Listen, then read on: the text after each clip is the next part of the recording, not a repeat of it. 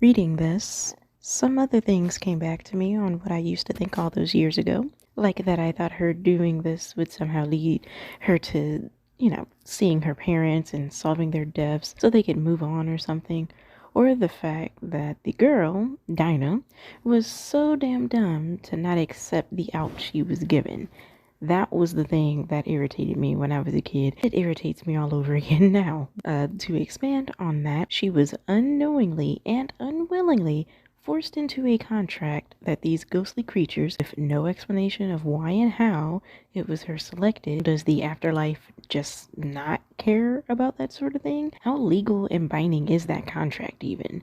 She's too scared to risk ignoring it, but it doesn't begin to make sense on how she can be held to it against her will when she never consented. And it's implied they targeted her and had her sign it, if not forged her signature due to the whole "we've been watching and waiting for you for a long time" bullcrap they spouted at her.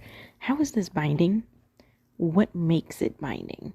Aren't these asshole spirits just arbitrarily picking and forcing people to work for them? They even have the nerve to force her to pay them in gold to do the jobs they've assigned. Super messed up. So sus. Her best friend slash future husband offered to take over the contract to be the one whose name is on it instead of Dinah's, which, to be fair, he's already been doing all the things with her or taking the lead in dealing with the missions despite having no obligation to.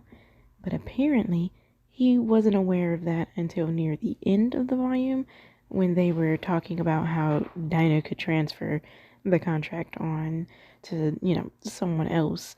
And my dude volunteered as tribute. She was super scared of all of this and kept complaining about how she wished it would end or that it wasn't happening. But then this golden opportunity came and she just declined. She was so happy he offered, but she decided not to let him be the one with the contract for the most dumb reason. Do you know what that reason is? Can you guess? Go ahead and type in the comments below. Tell me your guesses. Now, I'll wait like 5 seconds for you.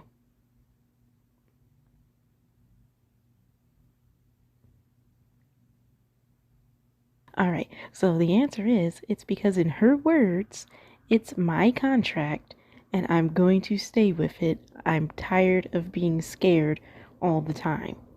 Y'all, I don't think you understand just how much this decision irritated me. Let's break this down to make sure you get where I'm coming from when it comes to this bullshit decision. First, it being her contract. According to who? The spirits you met out the blue who decided it was? When did you accept it? When did you know about it?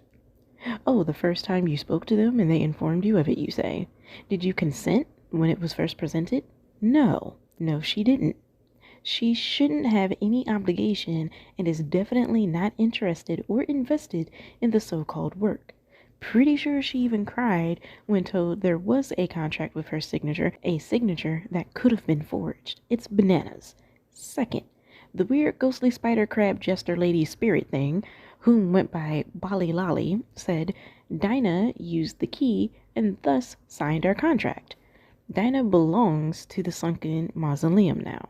Dinah is owned. So, putting aside for the moment that that's some red flag slave shit, Dinah never used a key.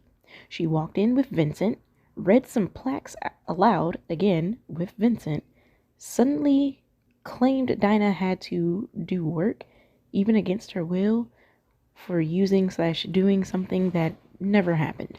Sure, maybe you could say Bali Lali is referring to using this supposed key however long ago, but aside from saying they've been waiting a long time for Donna, this being never further elaborated, which makes me inclined to believe that being is either a liar or manipulated a traumatized child years ago.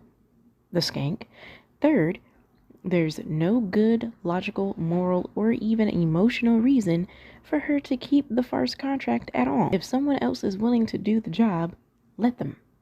Fourth, she could have let her friend, who was willing and volunteered, unlike herself, do it. If she was concerned about the toll this would have on him or the consequences that would befall him should he fail, she didn't say, making it sound as if it was only due to wanting to overcome her own fears, something she's already doing by completing those missions with the help he was already providing, though honestly she could have easily continued to do the missions while no longer being under contract. It could have been her helping him instead of him helping her. But they threatened her life to make her do it. I'm pretty sure she's underage. Her age is too damn ambiguous.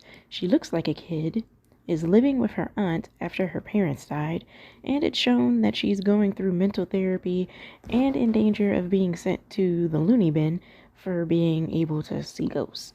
The start of the story states she was 8 years old when her parents died, and she survived, but never states how much time has passed, to be the current time. There was a moment in the manga that was unclear of how real it was, with some random strict teacher appearing in her home, I think, after the aunt just said she couldn't go to school. Yet this lady is chastising and manhandling her for not being in class. Like, apparently she had to sit through hours of lessons with the ghostly governess, but no one else saw or noticed in that entire time?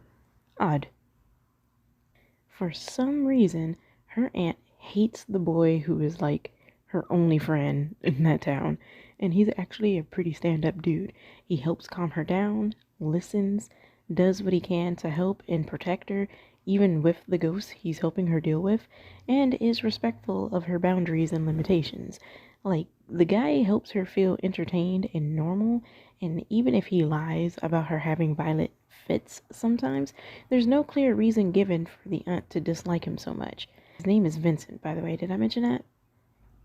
She apparently goes to school, but hasn't been because, she's unfit to go, apparently. No indication of her receiving alternate education, but there were later small ghost kids from a different timeline, or maybe different age of time is better to say, stated that she and her male friend were adults and married, and while on one hand I could brush that off as a different period thing and use it to determine that they, are likely young teenagers, probably under 16 for this same ghostly situation, they also verbally act as if they are actual adults, saying crap like calling the small children just kids, and how they themselves aren't kids, so the witch magic doesn't work on them and so on. It's just weirdly unclear. I'm somewhat suspicious of the aunt. Her and Dinah don't seem to be close or even genuinely affectionate towards each other at all. Also, Dinah's parents died in a car accident that suggests foul play, but nothing was ever found.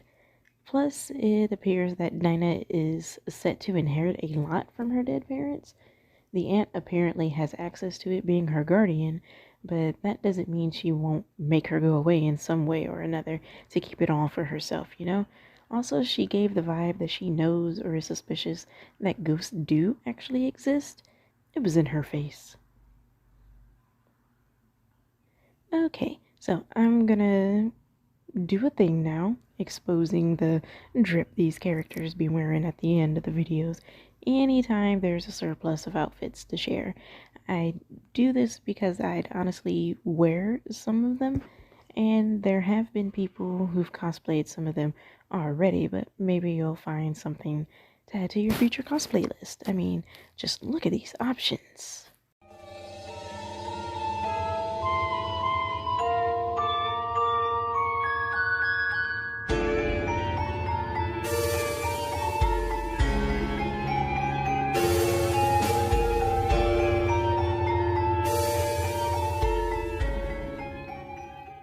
And that's it for now. Thank you for joining me on this video.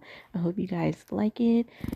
Comment what you thought if you read the first volume, if you're just getting into it, if you're thinking about getting in. If you've already cosplayed any of the outfits previously shown, I would honestly like to know. And also, stay tuned for the next video. There's going to be another video coming out at some point for my reactions to Volume 2 of Bizenghast. This has been Commentate the Fandoms. You guys take care. Bye-bye.